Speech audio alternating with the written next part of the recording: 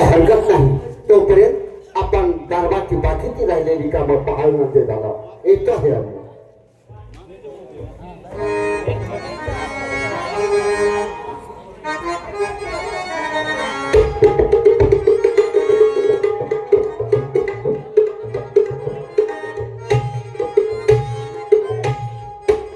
नगरवासियांनो, या आवाजावर लक्ष द्या. गुन्हेगार तो गुन्हेगार असतो, तो लोकप्रिय कधी होत नाही. परंतु या पृथ्वी तलावरती असे गुन्हेगार होऊन गेले की ते लोकप्रिय झाले. असाच एका गमतीचा व्यक्ती गुन्हेगार असून देखील प्रत्येक स्त्री आणि पुरुषाच्या काळजात त्यांना आदराचं स्थान कमवलं. आया बहिणी जात्यावरती गीत गाऊन त्या माणसाला आयुष्य मागतात, तर गोरगरीब देवाकडे प्रार्थना करतात. असल्या माणसाला 100 वर्ष आयुष्य दे आणि मनानं दिलदार, सगळ्याबद्दल करुणा आणि प्रेम असणारा, दुश्मना विरुद्ध महामोकळाला कोण असेल तो, त्याचं नाव त्याचं नाव त्याचं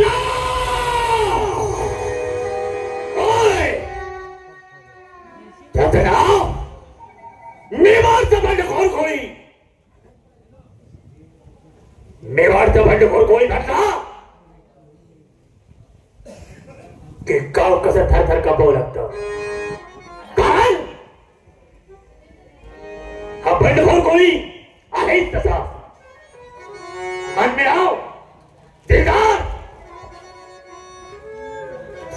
एखाद्याला मदत करणारा, एखाद्याची अडचण भागवणारा, कोणाला घर नसेल त्याला घर बांधून देणारा, कोणाचं लग्न घटलं असेल त्याच्या लग्नाला मदत करणारा, कुठे शाळा नसेल तिथे शाळा बांधून देणारा, हे करणारा म्हणजे श्रीमंताला लुटणार आणि गरीबाला वाटणार. एखादी माऊली जर सहज समोरून आली, दादा बरायच ना भाऊ, एवढा शब्द म्हणजे लाख बोलत आहे आपल्याला. त्याला म्हणतात बंडखोर कोळी. बंडखोर कोळी म्हणजे लूटमार करणारा नव्हे, त्या बंडखोर कोळ्याला बी अर्थ आहे. कारण तो गरीबाला जाणणारा असा बंडखोर कोळी, आणि एखादा जर आडवा आला, जाग्यावर आडवा करणारा असा तो बंडखोर कोळी. अरे पिरा, हे पिरा, माझ्या जीवाचा जीवलग आहे तो. काय रे दादा, नो काय काम आहे ते तर करू द्या आम्हाला. पिरा बोल दादा. अरे तुला बघितलं की गाडीत असं थार थार उडायला लागतंय बघ. खरोखर तू माझा मानलेला भाऊ नाहीस, माझा सक्का भाऊ आहे. दादा, दादा या शब्दाला फार मोठं वजन असते रे.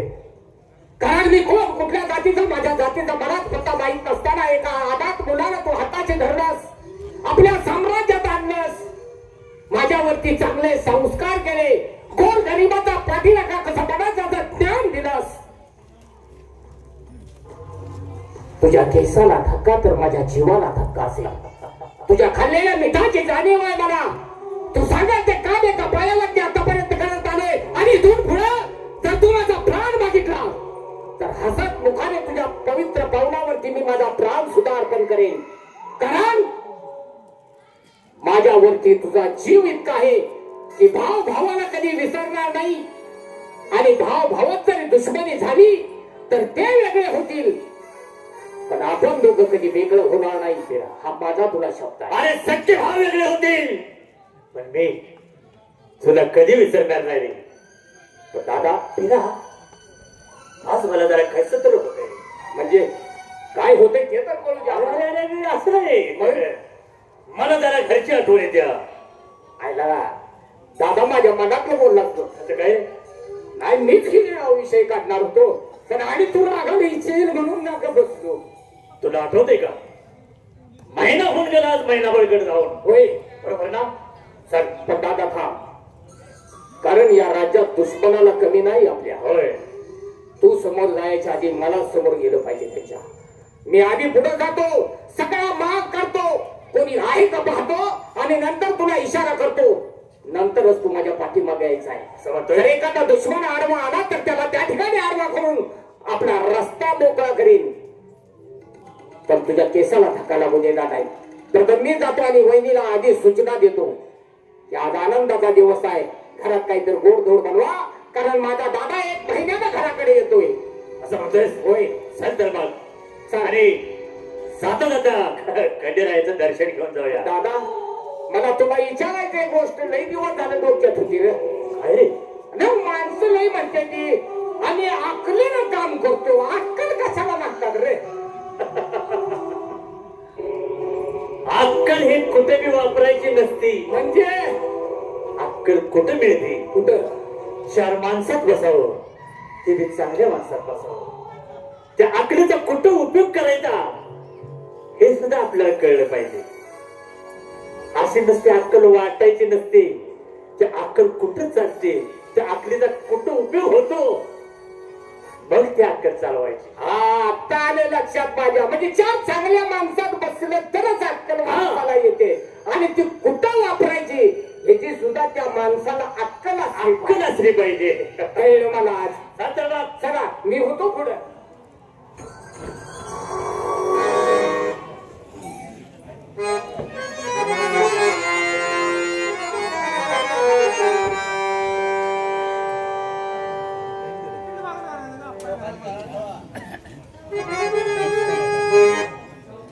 वहिनीच्या घरापर्यंत आलोय पण दुश्मनाचा काही माग नाही लागला. म्हणजे रस्ता साफ आहे म्हणायला हरकत नाही, पण वहिनी घरात आहे का नाही ते आपण पाहिलं पाहिजे. मी तुमचा आवाज ऐकला. होय हो वहिनी पण काय हो तुम्ही एकटीच आला आणि ते कुठे गेले? खिशात घालून तुझे. काय अगं वहिनी दादा मागणे येतोय. असं होय? हो पण वहिनी आज काहीतरी गोड थोर बनवा. का हो? 1 महिन्यानं दादा येतोय. कळलं मला. बोलू काय? बोलवा की. दादा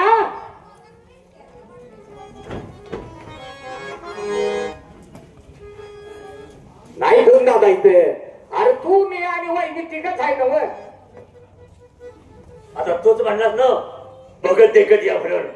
म्हणून पण पहिल्यांदा मी पुढे आणतो ना सगळं बघेल. आता बघा तुम्ही दोघं इथं थांबा, मी बाजूला थांबतो आणि तुमचं बोलणं झालं की मला हात द्या. मी आहे बाहेर अरे चौक. तू भेटलास तर का? वहिनीला भेटलो की. आम जरा या काय हो? बघायचा. अहो आम्ही बरंच आहे. तुम्ही कसं आहे? हो आम्हाला काय आमच्या पुढे बी दुश्मन आणि मागे बी दुश्मन. आम्हाला दुश्मनाला काही कमी नाही. धनी तुमचा आनंद ते माझाच आनंद आहे. बरोबर ना? पण मी काय म्हणते धनी, जरा घरची आठवण करत चला.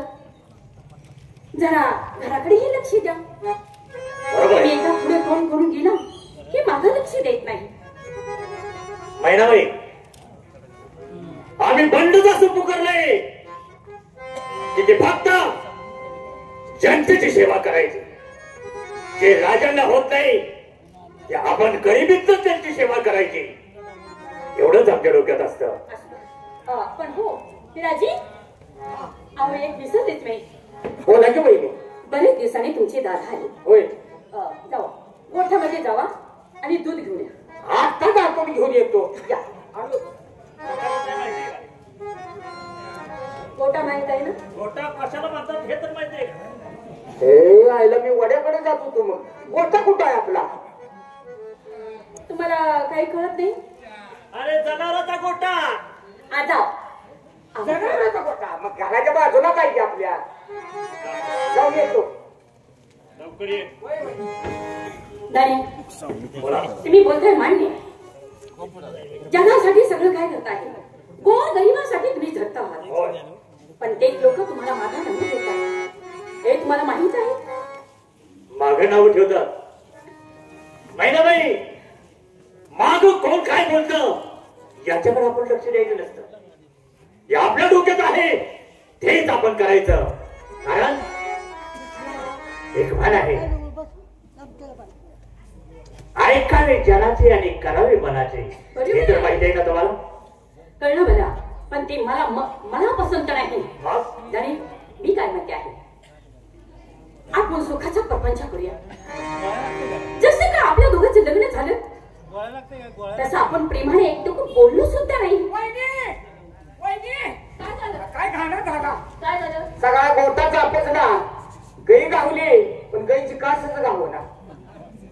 कुठलं काढायचं आता, कसं काढायचं? तुमची चूक नाही. तुमचं लग्नच झालं नाही तर तुम्हाला कसं सापडलं? म्हणजे लग्न झाल्यावर कास गावते होय. अहो तसे नाही. अहो गायची कास सापडत नाही म्हणजे अवघड आहे ते सगळं.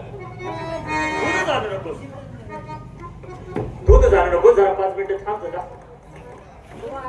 नको दूध जा. मला कास गावली असती म्हणजे आणला असती. दादा परत आता येत नाही तुमचं झाल्याशिवाय. ठीक आहे.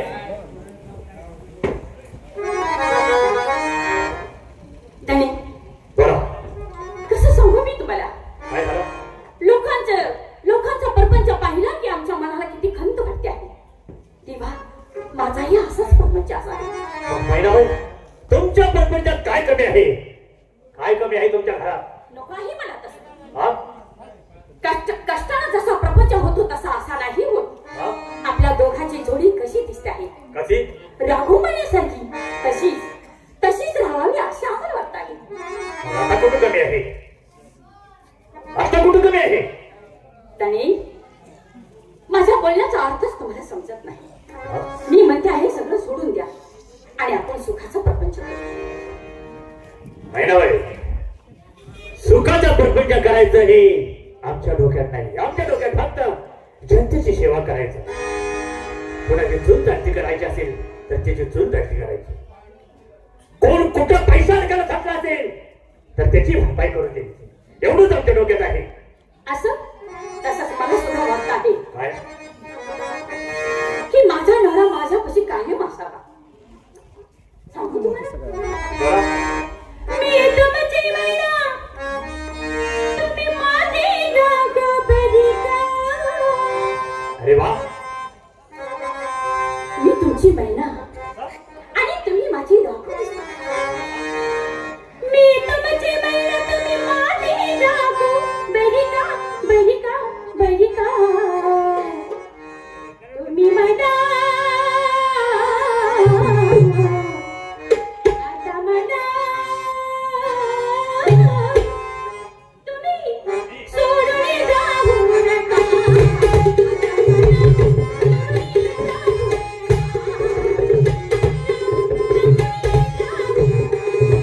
तुम्ही मला सोडून जाऊ नका. राया मला सोडून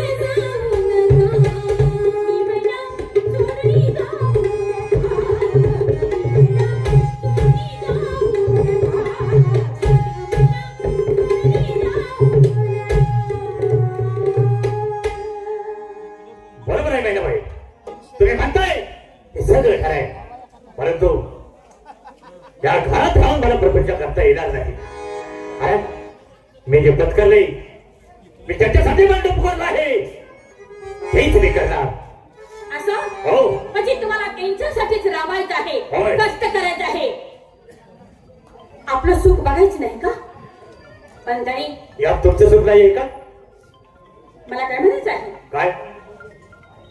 पोट लावले की पोट वाढत आहे, तरी तुम्हाला माहित नाही थोड्या दिवसांनी तुम्ही तुमचे बाळाचे बाप होणार आहात. काय सांगताय? हो, आम्हाला दिवस गेले आहे. म्हणजे मी वडील होणार? हो. ए पिरा, अरे पिरा,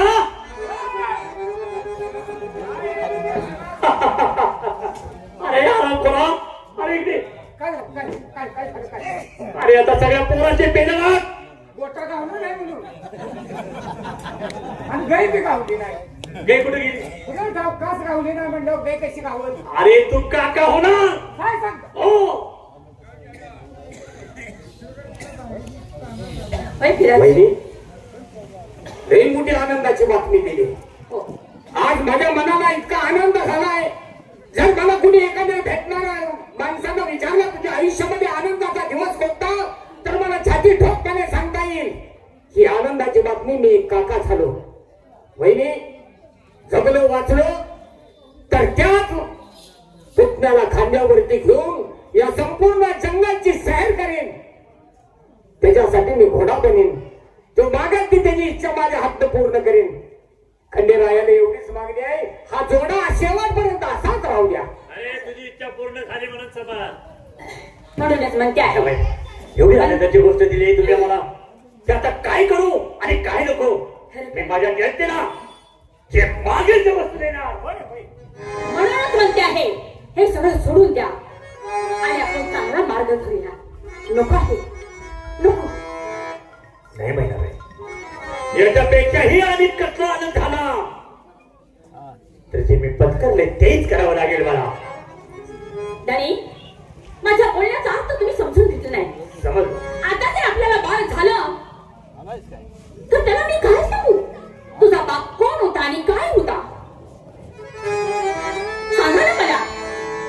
आणि समजा ते मुलगा जर समजा त्या मुलात ते खेळायला गेला आणि तुझा बाप काय करतो, कुठे जातो, तर त्याने काय सांगावं?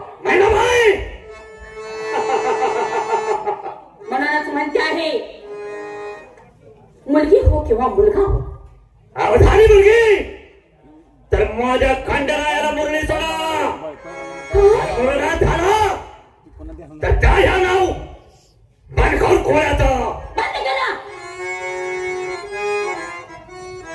मगापासून मी समजून सांगते आहे, विनवण्या करते आहे, भलत्या गोष्टीनं मी तुमची प्रार्थना करते आहे की ती समजून सांगण्याचा मी प्रयत्न करते आहे.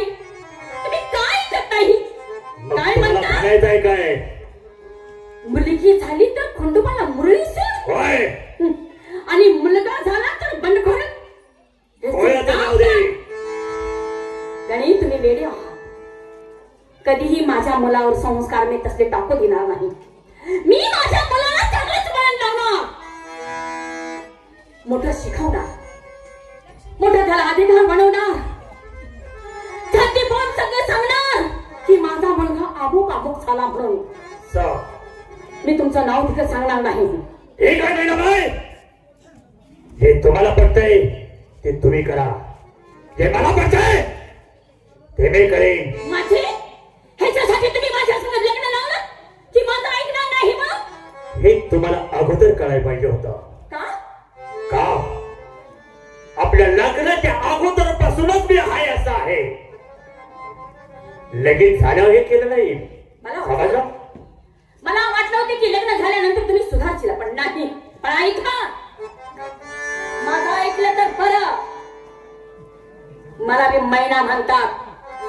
त्या 3 दिवसाच्या आत नाही इसका दाखवला तर नावची महिना आहे. 3 दिवसात इसका या बंड खोल खोलायला. अरे फिरा, असे किती झाले, किती केले, या बंडखोर खोलायला कोणी चॅलेंज दिलं नाही. आज माझी सत्ताची बायको मला चॅलेंज देते. मला अरे अशी चिरडून टाकी, अशी चिरडून टाकी. दादा,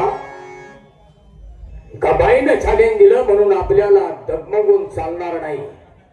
कारण बायकाची जात वाटते तितकी सोपी नाही. बाईच्या अंगात 36 नखरे असतात.